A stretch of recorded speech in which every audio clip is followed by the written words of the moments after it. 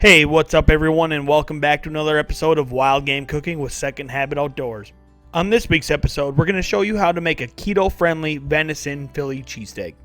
What you'll need to get started is a green pepper, red pepper, orange pepper, an onion, provolone cheese, parsley, optional serrano peppers, butterhead lettuce, and of course, your venison.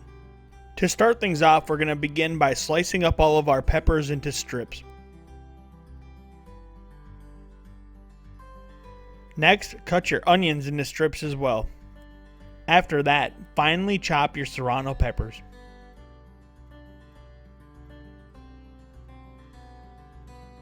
Now that you've got everything cut up, in a medium pan on a medium-high heat, place a couple tablespoons of olive oil and begin to saute your vegetables. Once nice and tender, remove vegetables from pan and set aside for later. Heat 2 more tablespoons of olive oil in the pan and then add your meat.